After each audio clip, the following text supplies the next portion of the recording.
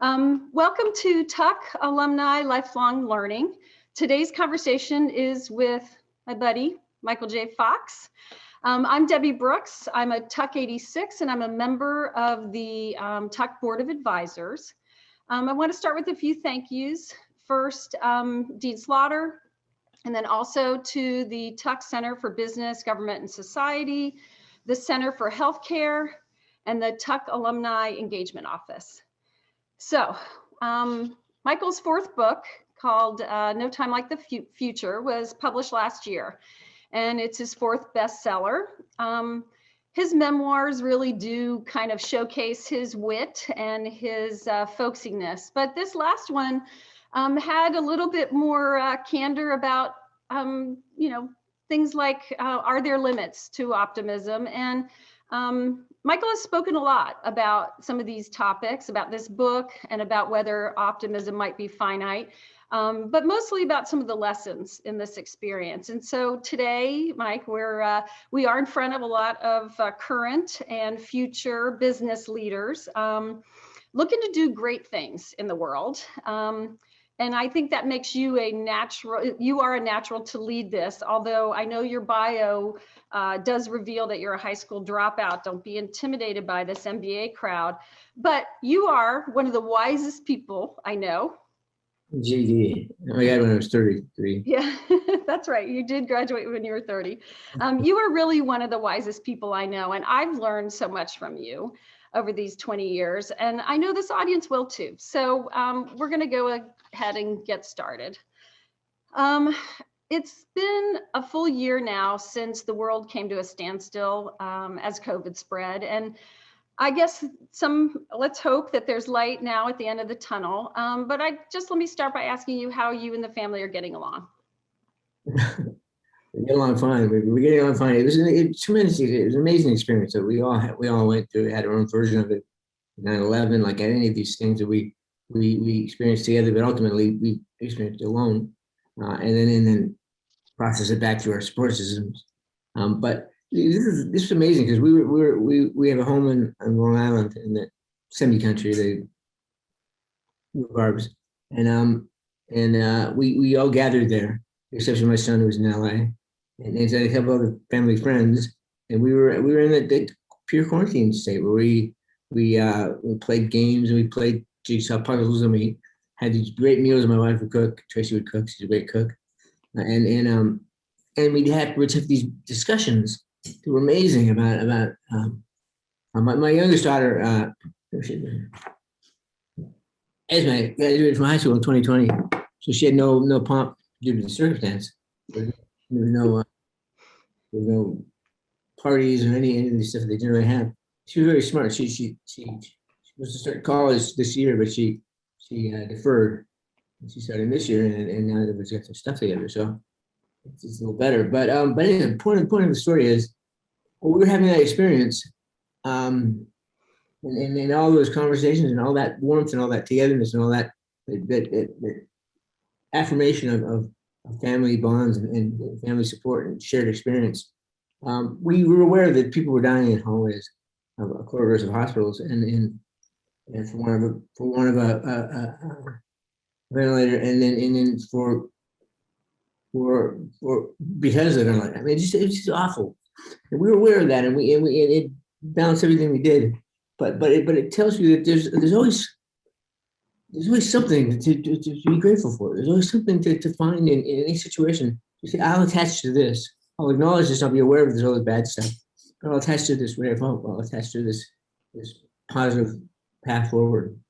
So it was, and at the same time, as we were going through this, I'm writing this book, which is about, as they say in the book, that it was like navel gazing with a dentist mirror. It was so me, and it was so weird to write about me when we were all screwed. And but it colored the book in a really interesting way, and it didn't change. It was at odds with the content of the book, but was very much in sync with the tone. It was an interesting experience. Long answer to it. So I reread your book this week, just in anticipation and looking forward to our talk. And one of the things you actually said in the foreword of this book was that you talk about the détente you have with Parkinson's that you've established, and you acknowledge that living with Parkinson's for 30 years now requires adaptability and resilience. And I think COVID has asked that of all of us. And I'm just wondering what parallels you're drawing and kind of how you think about that. It's a little build on from what you were just talking about.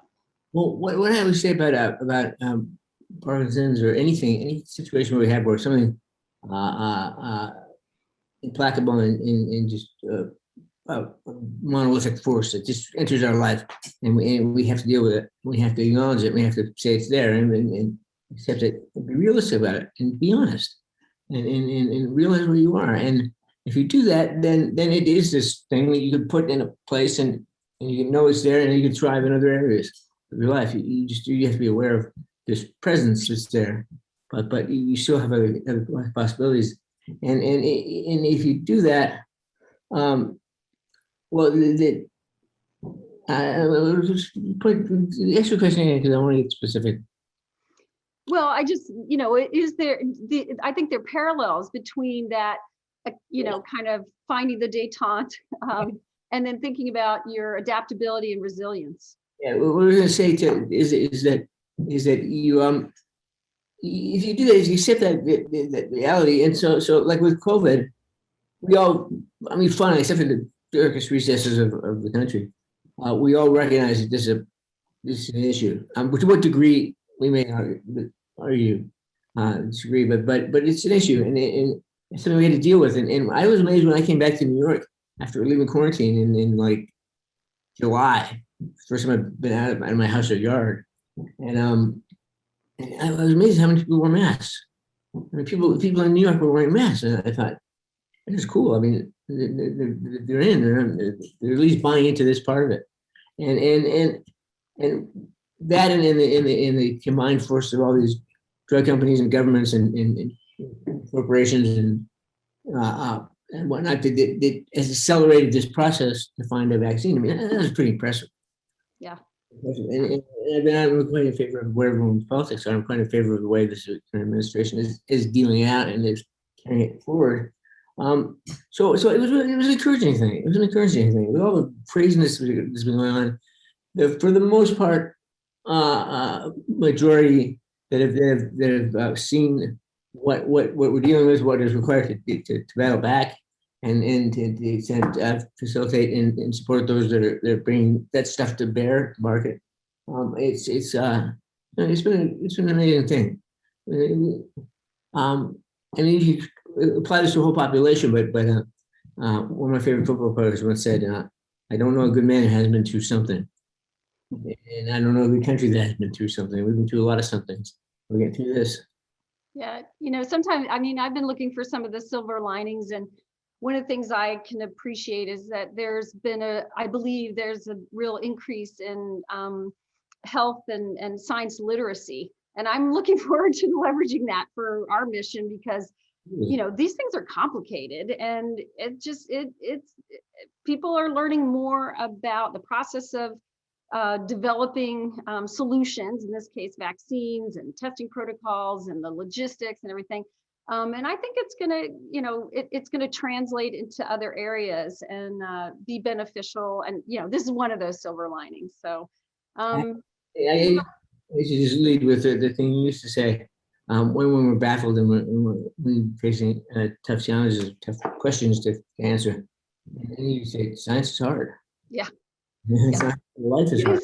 Science is really hard. We've learned that firsthand, I guess. So one thing that, just to kind of go back a little bit to your book, but not so much for the literalness of it, but having Parkinson's disease or any kind of challenges in life doesn't necessarily make you immune to other things, right? You're not immune to other health issues, for instance. And of course, that was at the core of your book, was that you faced some pretty significant challenges in 2018, and that's what you were writing about. And just where does it leave you today? I mean, you kind of challenged your sustained optimism for so much of your life. Would you still put optimist on your resume today? Well, absolutely, more so than ever. I would just follow it with realist. Yeah.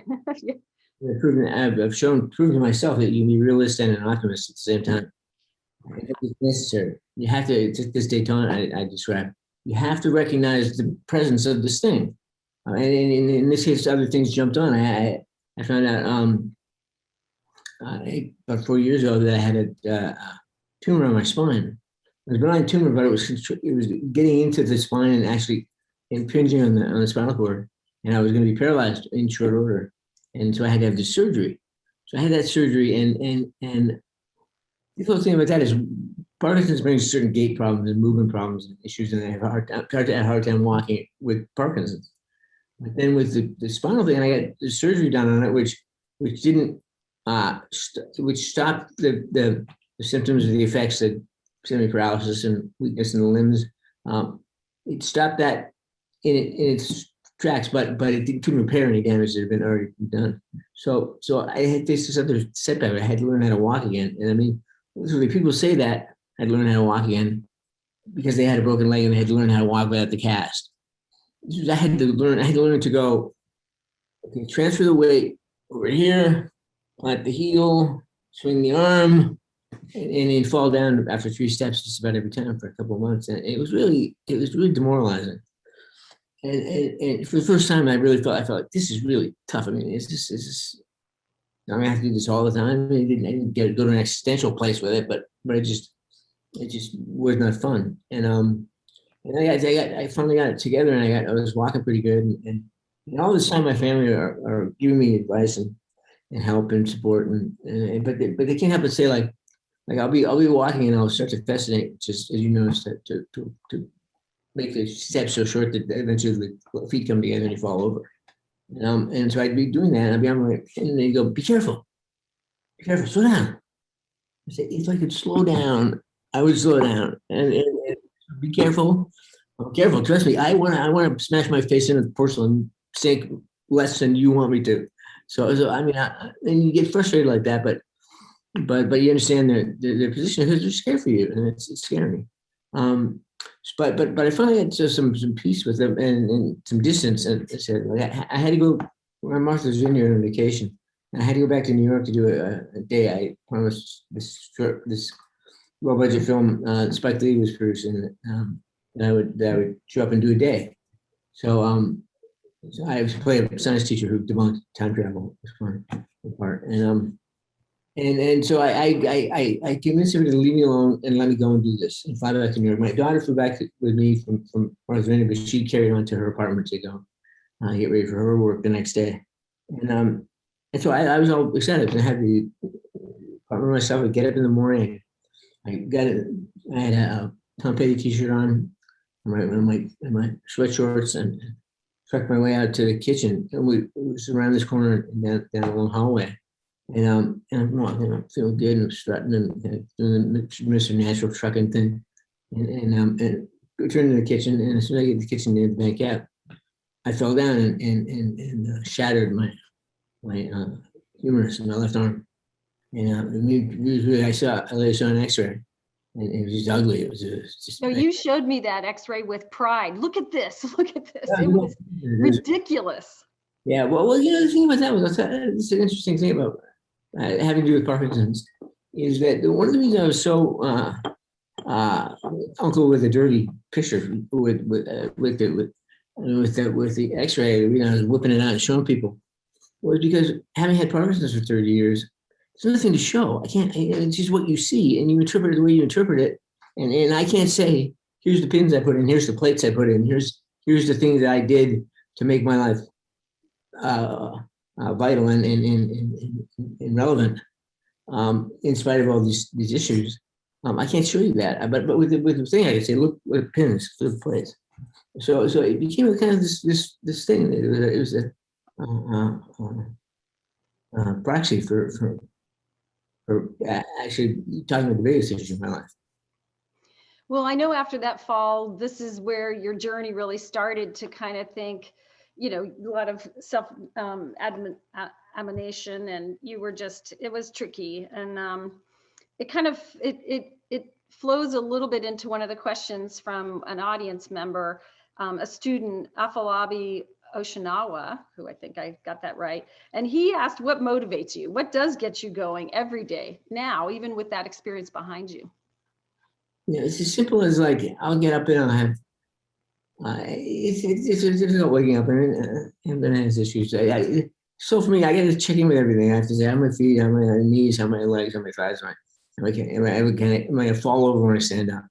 And having determined that I'm not going to fall over when I stand up, I get up and I just do the stuff. I have coffee with my wife in the morning, and then or I have coffee and she darts in and out getting ready for her day, and then I take a shower and do whatever I do, and I say that sounds so basic, but I could say I get up and I drive the bus to school, and it's as much, the effort is equal, but the reward is I'm just happy to be here every second I'm here, and I'm happy to, and I can still be that way.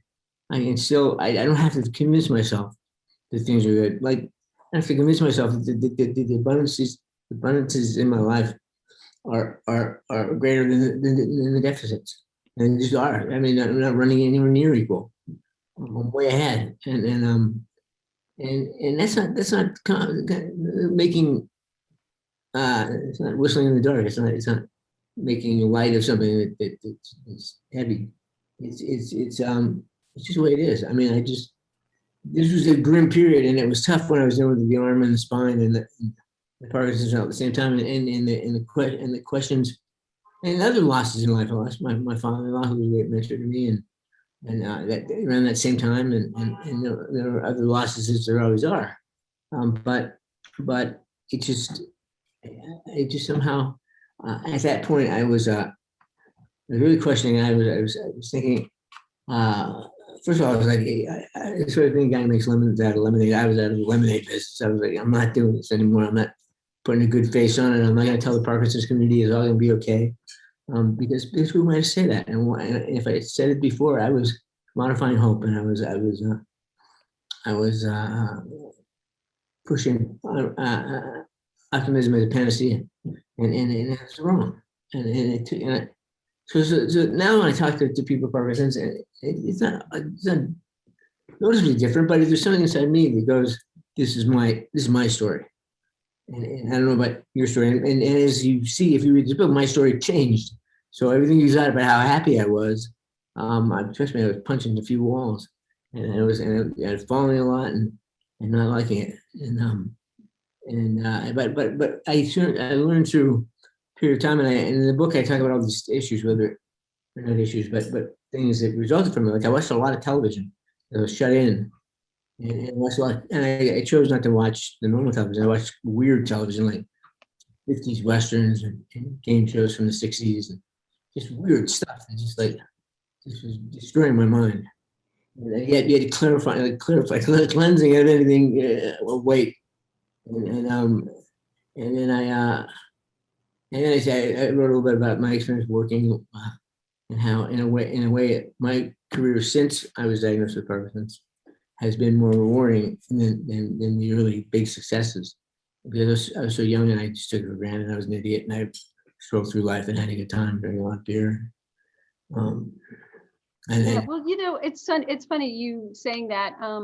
Sometimes you and I stand in the wings at a Fox event, and we kind of marvel at what's been accomplished. And I think our organization, you and I see it this way, at least. We think we're a catalyst for speed, and we've been a home for an engaged and growing Parkinson's community. And I think we're proud of the impact. We've now funded over 1.2 billion with a B dollars worth of research in 20 years, which is pretty amazing. But this is for both of us. Actually, it's a second act. I mean, I started my career at Goldman Sachs and did that for 9 years, and was kind of looking. You and I both started this right around our 40-year mark, and it's a funny thing, because I think people on this call, they go to business school looking to craft their career, and And I think some people try to make a plan for life and they get it. But I think most people, the second act comes from something unexpected. And like you for Parkinson's and I just wonder what kind of richness, talk a little bit about, I've heard you talk about this before, the richness that you've gleaned from having this unexpected path and that second act that you didn't ask for. Well, but for some reason, I'm feeling very like reflective and expansive. So I'm giving big answers to questions. I hope that's okay with everybody. Oh yeah. I mean, I give a little backstory. People don't know it. I left Canada when I was 18. I left school in the 11th grade, and I worked as an actor in Canada. And then when I turned 18, I was determined to move to California and fulfill my destiny and be a big actor and do a lot of work. And everyone said I was nuts, and everyone said it's too big a risk. And I said it's too big a risk for me to sit here and wait for somebody to come to me. It's not going to come to me. I got to go get it. So that was my mindset, and then very early on, I got it. I had huge success, and I was, like I said, I was an idiot with it. I just like did all this regular stuff you'd expect some foolish kid from Canada to do if he made it big in Hollywood. I bought a Ferrari. I had a house in Laurel Canyon, and then I met Tracy, and we and she distributed me a lot of that crazy stuff, and we got married, and then I was diagnosed, and then I get sober a couple years after I was diagnosed, a year after I was diagnosed, because that wasn't working. And so all these stages that I go through, it's all good. I mean, it's like I said, Parkinson's is a gift. It's a gift. It's a gift that keeps on taking, but it's a gift. And so I came from a period of like gain and all this gain to all this loss. And I realized there was more value in the loss than there was in the gain. The loss was where the lessons were. The loss was where the richness was, and where the strength could be drawn from. And the loss was what was valuable. The absence of things that were there before made me assess those things and look at them and say, what did I lose? I lost the going to the Viper Club every Saturday night. I mean, like, you didn't lose anything. I gained first of all, an empathy and a compassion, sense of compassion, and an understanding of other people's problems. I mean, I wasn't like tapping my foot waiting for the slow elderly person to get on the elevator anymore. I was like, can I help you? You want me to play off? What do you want to do? I mean, it's just changed my whole outlook on life, and it wouldn't happen otherwise. And when we started the foundation, I told you this story, and it's in the book, that I was down in the Caribbean, and it was New Year's before 2000. It was 2000, New Year's, and it was New Year's Eve, and it was a crazy time. Everyone was worried about massive blackouts and gridlock, and so everyone was crazy. And I was distracted because I was thinking about leaving Spin City and starting the foundation, and because I had some political experiences and some fundraising experiences and some experiences with patients, and it really inspired me. I want to do something big and do something like they're not just going to say, well, let me sidle into this with another organization, be a celebrity poster boy, but no, really say, I have things to bring to bear here. I have weight to throw around, and I think I'll throw around in this thing. So I was trying to figure out where to do that. Long story short, just because I have a visual for it, I went for a swim in it, and I was the last swim of the year, and I was going to decide that night what I was going to do. And so I went swimming, and I saw this sea turtle. I started following it around, and I said, I got this to remind me of it. And it was this great turtle. It was all scarred up, and he had a hack out of his fin, and he had a scar on his nose, and he just looked like he just had seen it all, done it all, and was going on his own way. And I got out of the water, and I said to Tracy, that's it, I'm going to start the foundation, leave the show. And I never, so when I went through this year, I got this silly ass tattoo at 58. Like, who gets a tattoo at 58? Like, the party's over. You're not going to impress everything. But I just want to have that turtle to look down at and say, hey, just carry on, just keep swimming. Yeah. We hit the jet stream. The more and more MBAs, I think, are seeking out careers where they can help change the world and, kind of try to take their shot at solving some of the most intractable problems. And when we did start the foundation, we kind of did it with this concept of purity of motive. Yeah. Can you explain a little what that means to you and how that guides us? Well, there's no other agenda. There was no other agenda, and remains no other agenda than to find a cure for Parkinson's. And along the way, find viable therapies and things that make life better and easier.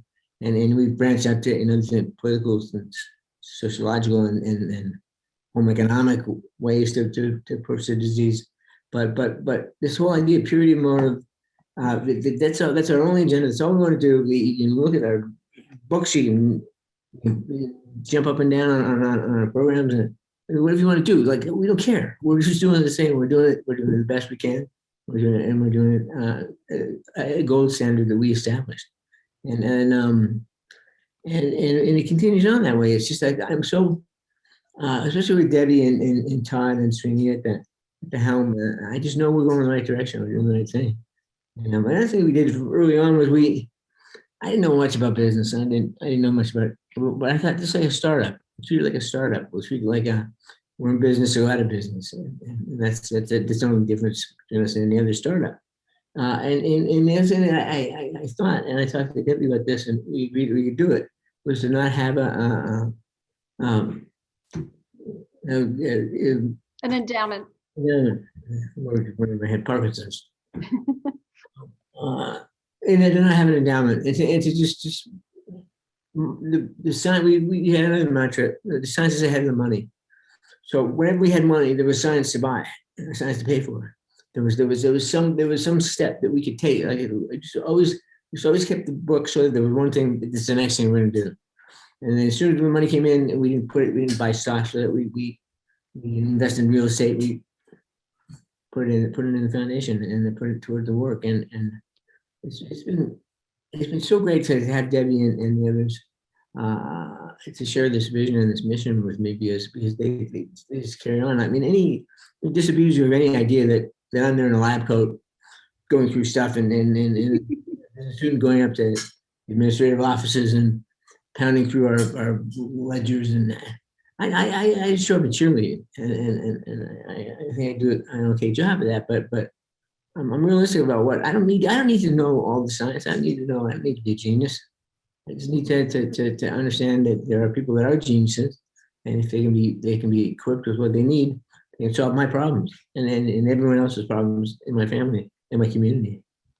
It's funny when at the time, if I had given it any more thought, I probably was completely unprepared and unqualified to do this job. But in meeting you, I was so motivated by your clarity and the values. I mean, there was no foundation yet, so there was nothing to study or assess. It was really just our kinship and our like-mindedness and the kismet. And I think for folks who are increasingly drawn towards these purpose-driven kind of careers, the values are everything. And but you can really learn that.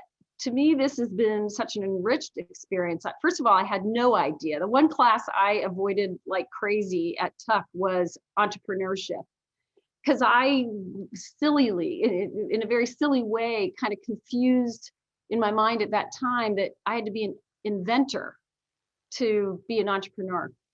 And now I appreciate and I proved to myself and contributed to something so big by being a builder.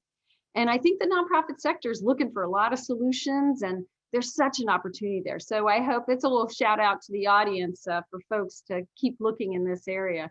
I have a few more questions from the audience, if that's okay.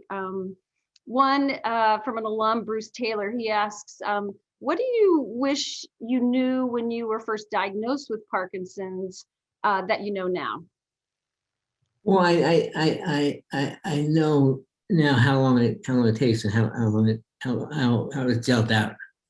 I had no idea how it would be dealt out. When I told Tracy I had Parkinson's, he said, "What does that mean?" I said, "I don't know. I don't." The guy just looked really freaked out when he told me about it, and he just told me I had 10 years left of work. So I imagine it's pretty heavy. And so we both kind of got together with this concept that we know it was like a bus. It was coming, and it was like, we didn't know how fast it was coming, what direction it was coming from, or how big it was. But it was going to hit me, and we had to be ready. She was ready, and she was committed to going through it with me, um, and it just what was it the gist of the?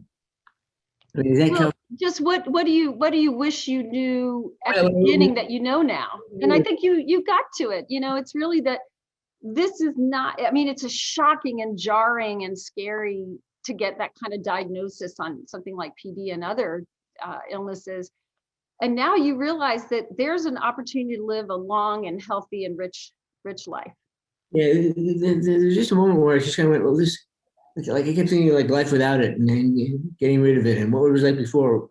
And when they said, no, this is here, this dog is on the porch, and it's not getting off, and I just have to deal with it. I have to learn how to talk to the dog and get the dog to do what I need to do, and don't let it bite me too often. Yeah.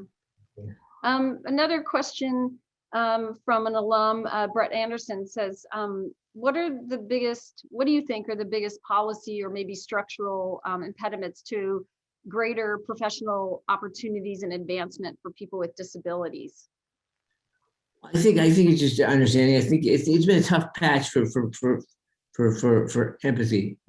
We haven't had a I mean, up to this point, I think we really have. I think we're leading with empathy now, and in a way that I love, but it scares me because it leaves you vulnerable to belly attacks by bottom fish. But and then the weird animal metaphor. But anyway, it's I think there's a real opportunity now to be positive and to do well doing good. And I think that there's I mean all this stuff is going to open up this infrastructure stuff, and there's opportunities there, and there's I think one of the things is minor is I think if we keep going in this direction, the arts will start to flourish again, and just an opening of minds and hearts, and all the while ingesting the lessons we've learned and the things we've been through, and not being going back and being something pure that existed before that, but something that has been strengthened through going through the forge, through the fire.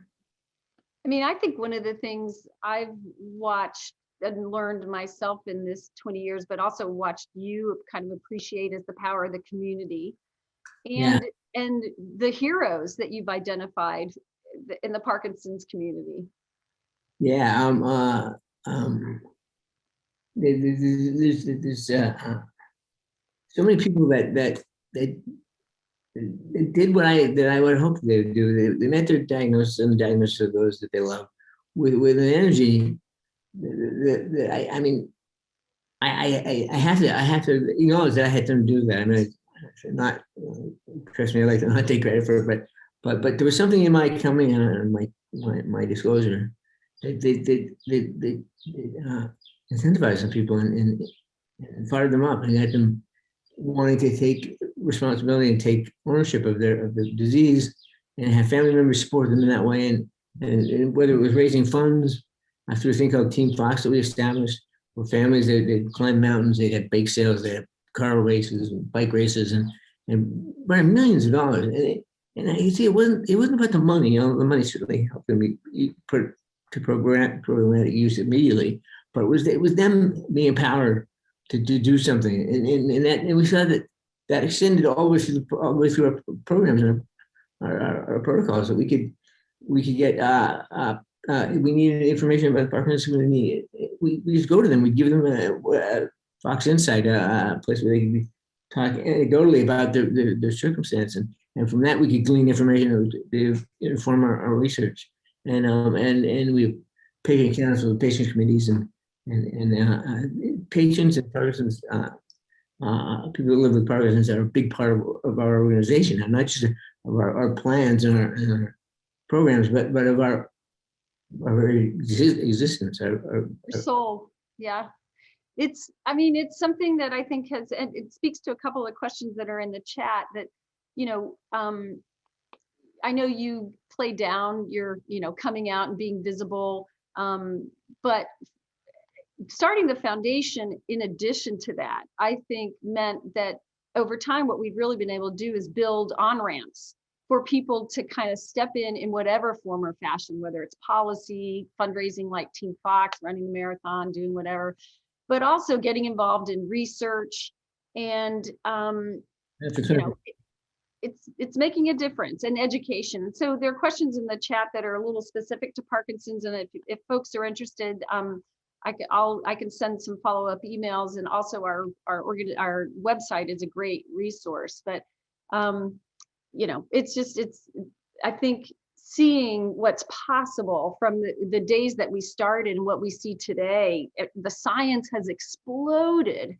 And I think being a strategic and nimble organization that is trying to expedite and advance this the progress, we've also demonstrated that kind of stuff can happen. Making a difference, I think, brings some pride. I did get there's a question here in the chat. We still have some time, I think, to do a few more. And this is a little counter to the message you've already given, but I think it's a fair one, which is, what do you say to a person with Parkinson's who doesn't have more positives than negatives in their life, who's maybe lost a job, maybe substandard living, fighting some of the challenging symptoms like depression? These are all real things everywhere, not just in Parkinson's, but these are real things. People, life is hard.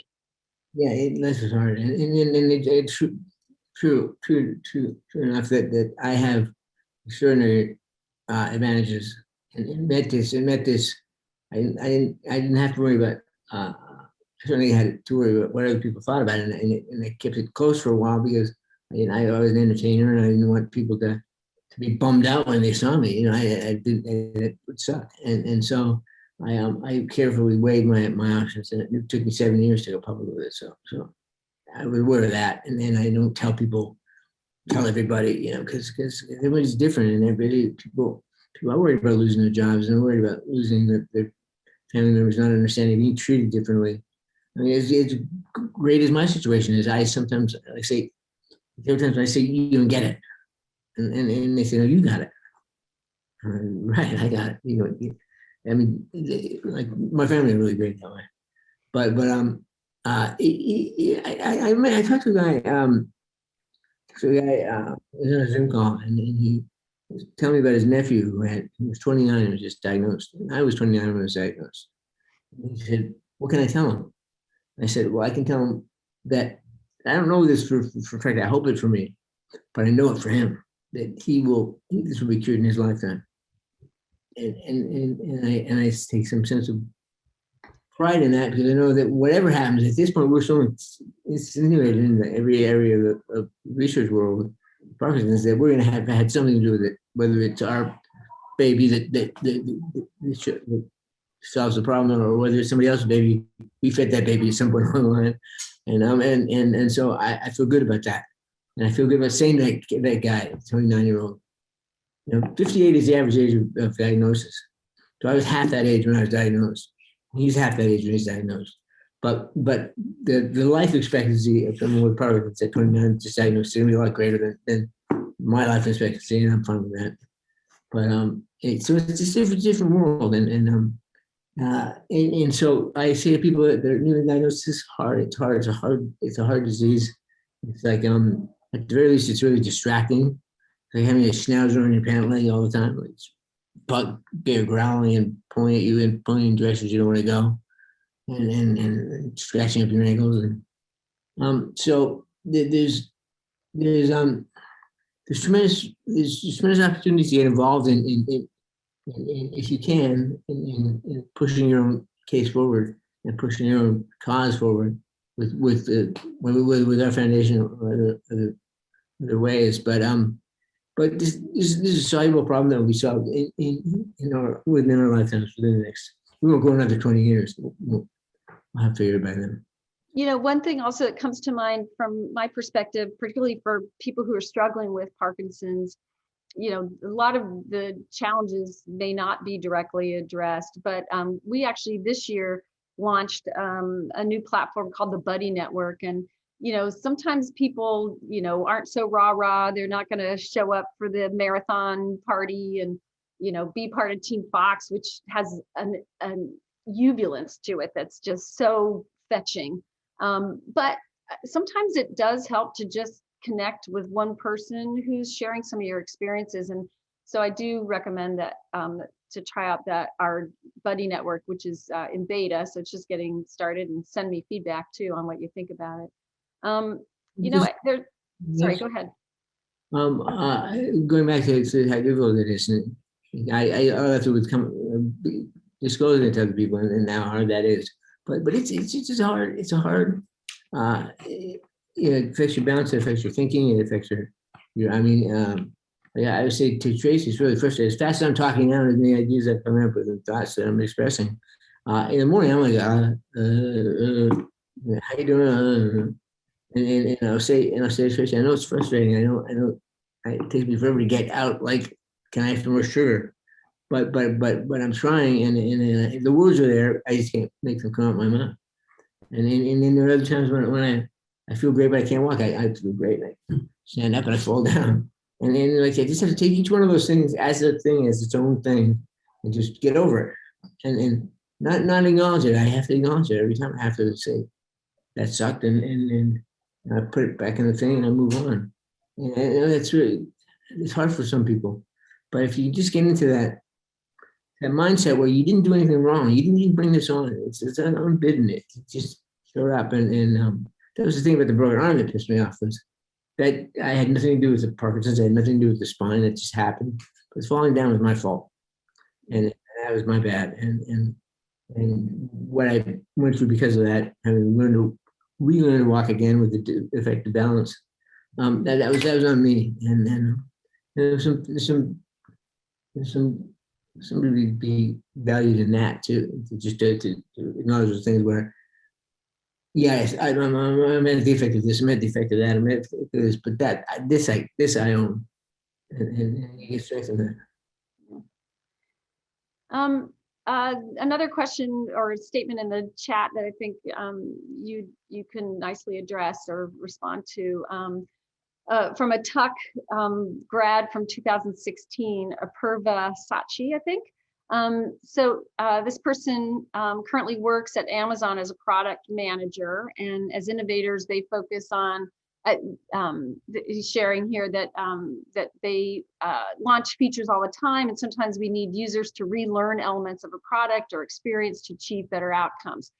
But relearning is hard for users and for customers. And when someone's gone, you personally, Michael, you've gone through probably one of the more intensive and hard relearning experiences of life. With that in mind, what are your thoughts on empathy, particularly for business innovators? How could, how can we do a better job at helping everybody relearn or adapt, whether it's through products or just the way they face life all around the world? Well, these different communities, the corporate and an innovative corporation, but a corporation nonetheless powerful, and then people. How do you put it? How do you put the question in there? Well, it's just that. What are your thoughts on the empathy and that for business innovators, that they have to better help people relearn? That's right. I get off the path sometimes, and I follow breadcrumbs. But yeah,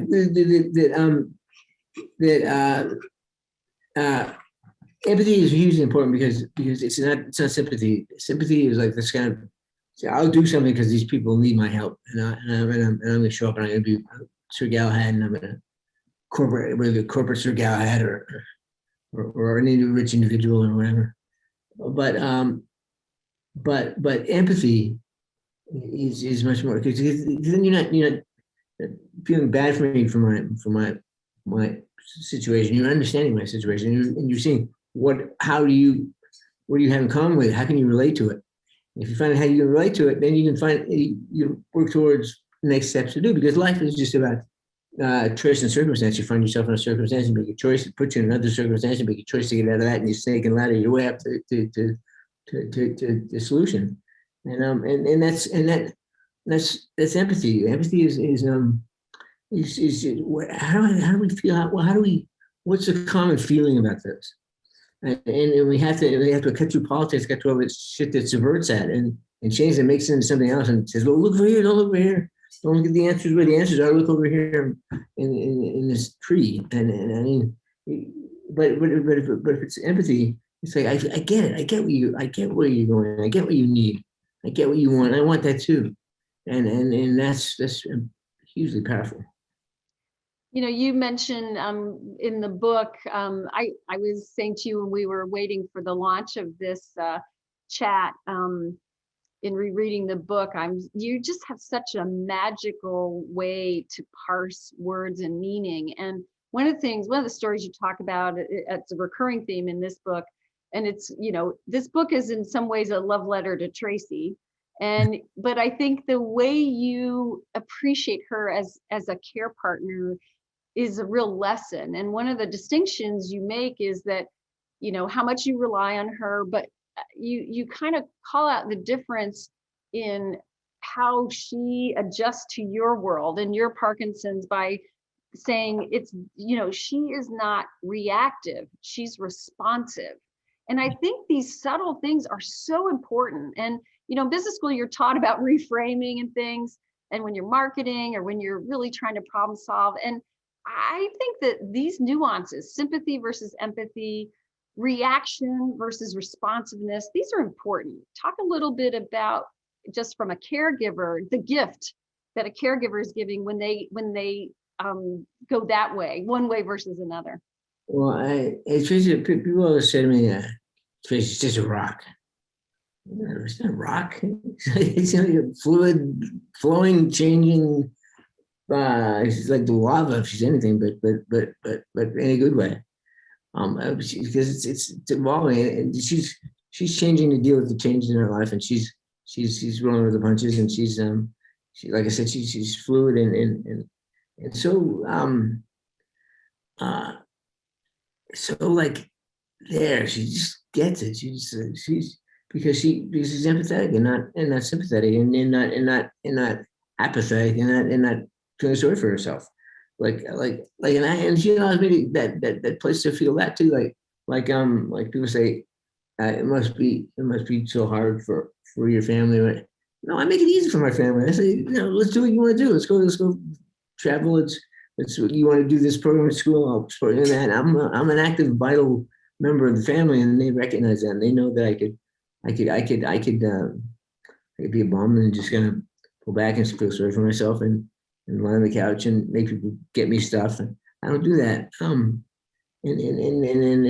from that I get a sense of not them feeling better about me or feeling consoled, but just feeling positive about my place in their life and our plans as a family.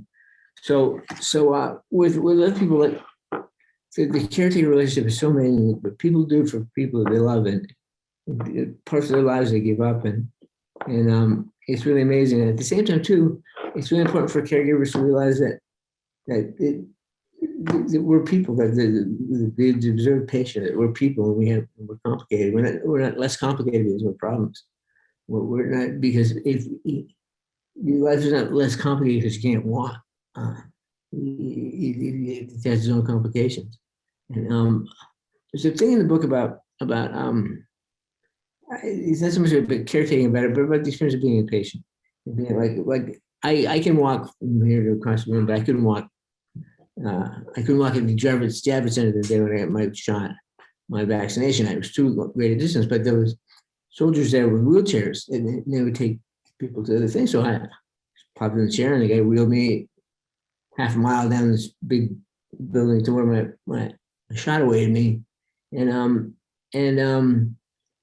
he's true to form, like I write in the book. He's a great guy, but once I'm in a chair, I'm baggage. I'm just a piece of luggage, and being pushed, whether through an airport or through a convention center or through a hospital, your baggage. And Tracy said to me after that we're sitting at this desk and they were asking questions. And they asked Tracy all the questions.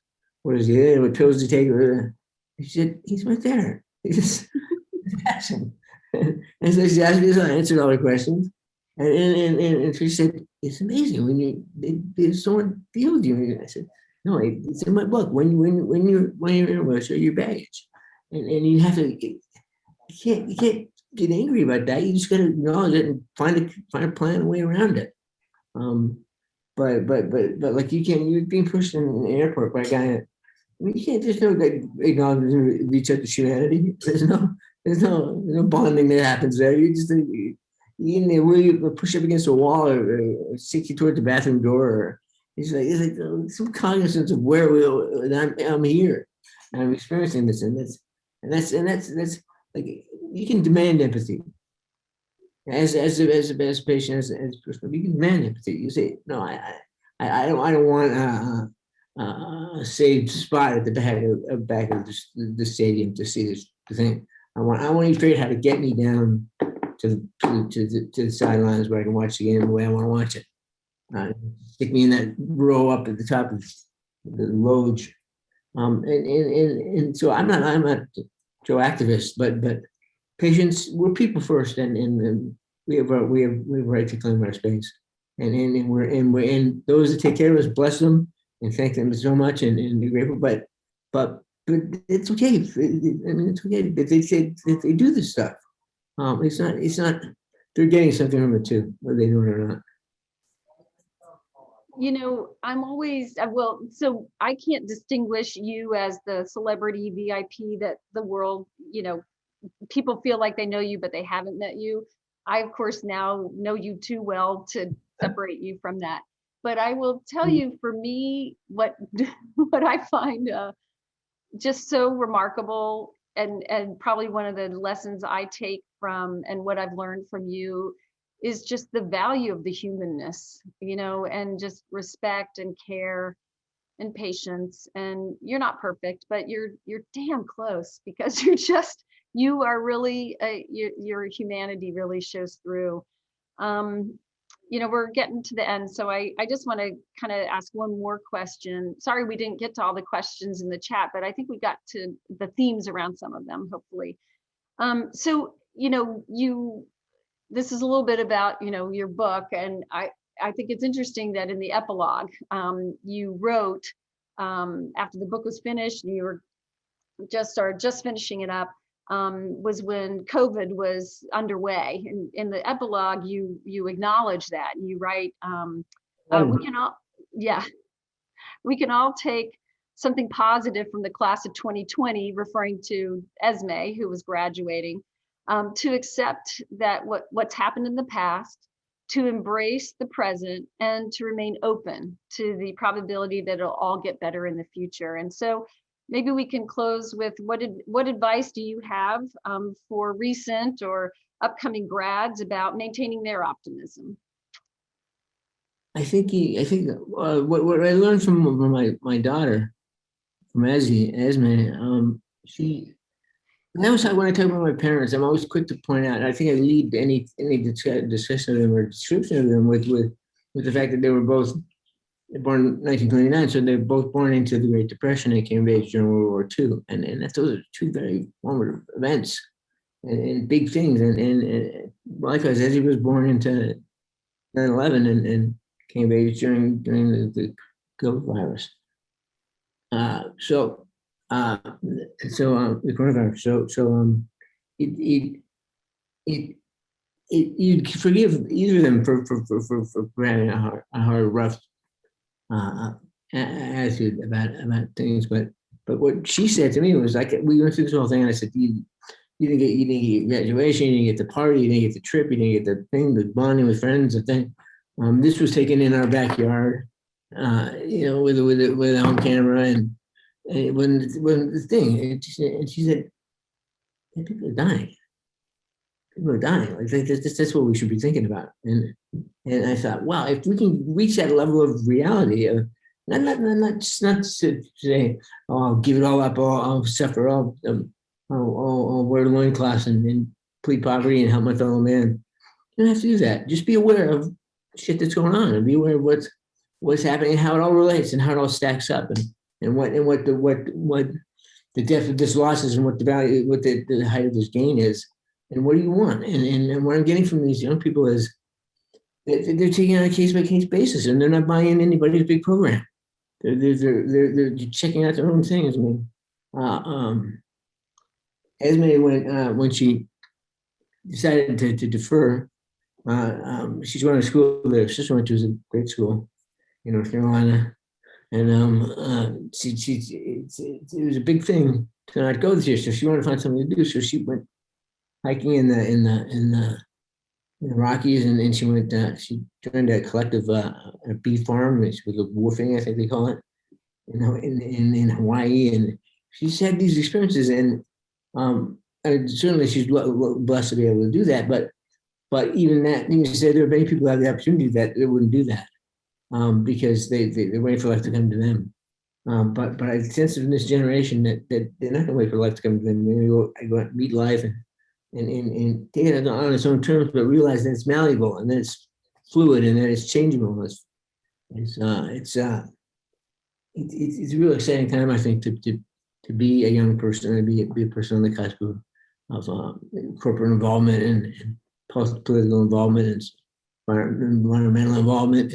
There's so many opportunities now to leave your mark and to make things better. I mean, we got a lot of fields that are rich and loamy with soil, and then we can plow them and grow some great stuff. Yeah, I think there is a lot to be optimistic about. It's funny, when I think about the impact of this on people and students in particular, and people starting their career or making career changes. One of the things as we start to rehire actually at the foundation right now, the watchword for me is scrappy. And I do think you come out of a time like this and you build some skills and some instincts, and you pack away some of those experiences and takeaways, and I think they will. I think it'll serve these next generations well. I've heard you say that one of the things that makes you optimistic today are young kids, your own kids and their friends, and what you see them reaching for. Yeah, and talking about and caring about. Yeah. It's been really great because I don't preach it maybe as much as you may think from the way I carry on today, but I don't preach to my kids. I figure they see what I'm going through and the way I deal with it, and then nothing they can learn from that. Well, I think that takes us to the end. So, Mike, thanks for tolerating me as your tour guide here, but thanks for taking time for being part of the program and sharing more about your experiences and your view of the world. Well, I appreciate Tuck for what they did to form your approach to life, and I'm so happy that our paths crossed and we found this mission. And I should point out, Debbie doesn't have Parkinson's. No one in her family has Parkinson's, but she's going to be, when a cure is found, she's going to be as responsible as anyone for that cure. And it's just an astounding thing that you've done. And to everybody else, thank you so much. I loved it. It's really fun. Yeah, great. Thanks all. Bye.